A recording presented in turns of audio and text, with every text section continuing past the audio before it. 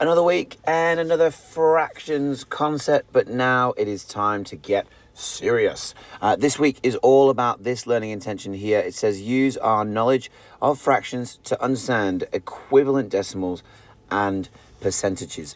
Now, of course, you already know that a fraction is made up of a denominator and a numerator, and the fraction always tells us how many parts of a whole are being selected, and also how many pieces that whole is split up into. For example, the fraction 1/5, the idea is that 1/5 means that we've got 5 equal pieces, 1, 2, 3, 4, 5, and very specifically, one of them has been taken or shaded in. Well done. Alrighty, so today what we're looking at is how we can look at those fractions and turn them into decimals and percentages. It all stems from this one right here. So let me zoom in on this one right here at the top. We've got the fraction 1/1. So that means that there's one piece and all of it is taken, so it's a whole. Now that is the same as saying one whole, which is this decimal here, 1.0. This is also the same as saying 100% is being taken. And one fraction that I'll introduce you to for that is saying it's 100 out of 100. Now, it's important to know that every percentage and every decimal stems to this fraction here. In fact, all decimals will have a fraction with 100 at the bottom. And I'm going to show you why that is, all right? Let's take the next fraction I've got for us here, which is the half situation. So we've got a 1/2, and we know that 1/2 is the same as saying 0.5. And you can work that out. You can say 1 divided by 2, and that will give you on your calculator 0.5, all right? Now, I'm going to also tell you that that is the same as saying 50%, because 50% is half of the population or half of the people saying yes. If you're saying in a survey, 50%. And that also stems from the fraction 50/100. All right, and you can see again, we've got that 100 there, and this time the numerator is 50. 1/2 and 50/100 is an equivalent fraction. If you times this one by 50, you'll get 100. If you times this one by 50, you'll get 50.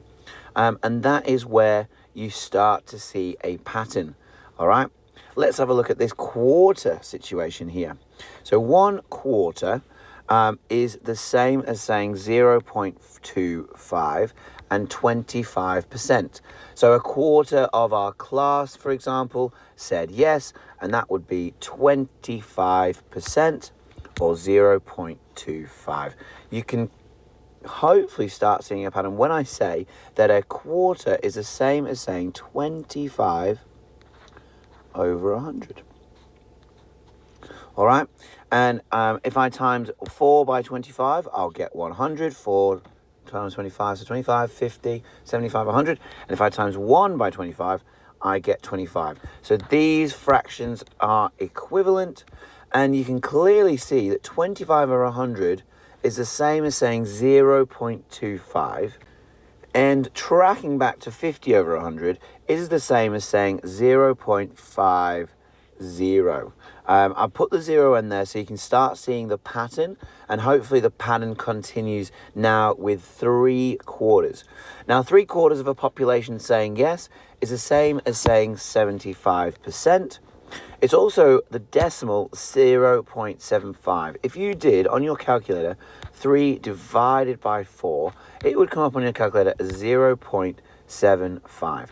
And I'm going to tell you why that is in a moment, but let's have a look at the fraction. Hopefully you're figuring out what that might be. 75/100. Absolutely. So 75/100 is an equivalent fraction to 3/4. And 75/100 is the same as 75%. And 75/100 is the same as 0.75. You can clearly see that again, the top number, the numerator, goes just after the decimal point to create the decimal.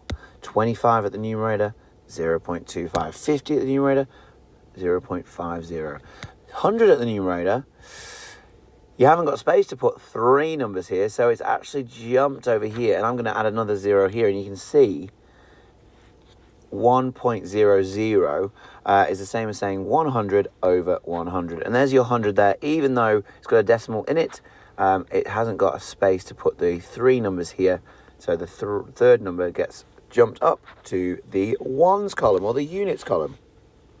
The reason it does this is because we're working with the hundredths here. I'm going to ask you what column this is. If I'm saying what column is the 2 in, what column is the 5 in, what column is the 0 in, that is the tenths column. And this column here is where it's the 0, the 5, the 5. That is the hundredths column. So what I'm saying to you is 75 over 100, 75 needs to spread all the way into the hundredths column. 7 in the tenths, 5 in the hundredths, tick. 2 in the tenths, 5 in the hundredths, tick. It's in the hundredths column because it's out of 100. Again, you can look at different equivalent fractions and say 50 over 100 is the same as 5 over 10. And when you say 5 over 10, that is the same as saying 5 in the tenths column. 5 in the tenths column. So there you go, 0.5. 5 over 10 and 50 over 100. Look, I've baffled you enough. Here's a nice little fraction that I'd like you to do the missing gaps, and we'll work that out. This time, I'm going to ask you for the one we had a look at earlier. 1/5. Now, this is going to be tough.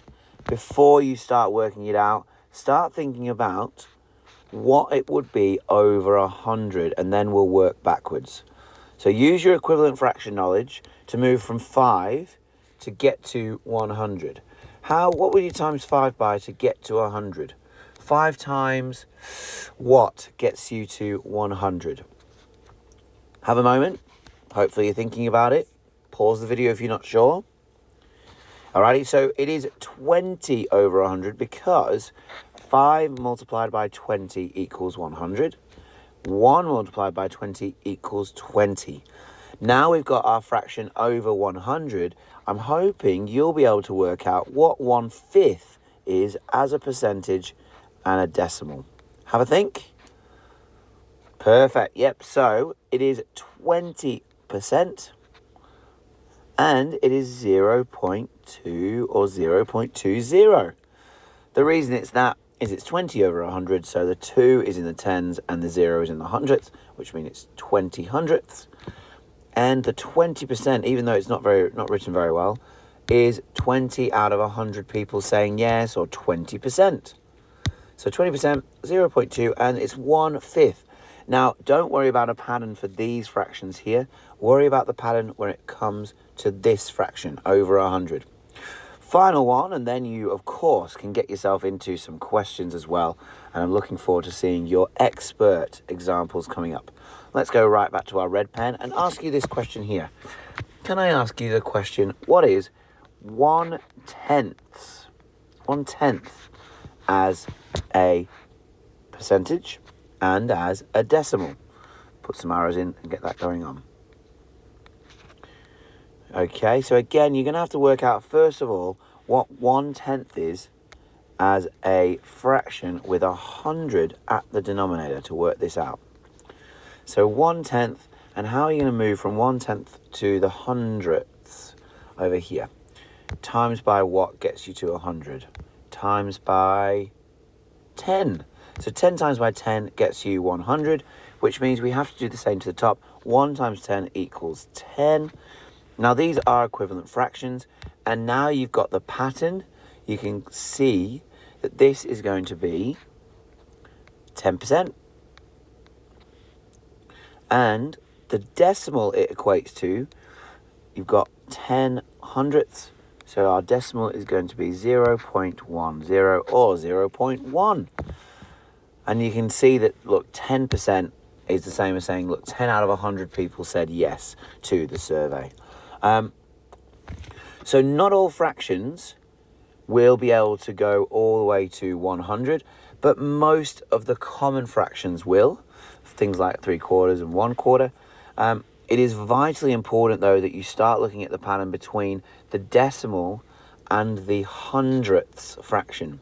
So when I ask you, for example, what 0.4 as a percentage and a fraction, you can clearly see that that's the same as saying 0.40, and that's going to be the same as 40%. And 40% is going to be the same as saying 40 over 100. And you can see the pattern again forming. You've got the 40 numerator, which will be the 40 hundredths, which will be the 40%, and so on. Questions range from finding the fraction from a decimal, the fraction from a percentage, and actually finding the lowest equivalent fraction. For example, here, 40 over 100 is not the lowest fraction you can go, because I can clearly see that this number, 40 over 100, can be divided by 10. So let's go 4 over 10, because 40 divided by 10 is 4, 100 divided by 10 is 10.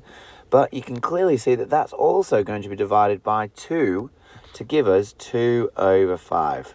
Because 4 divided by 2 is 2, and 10 divided by 2 is 5.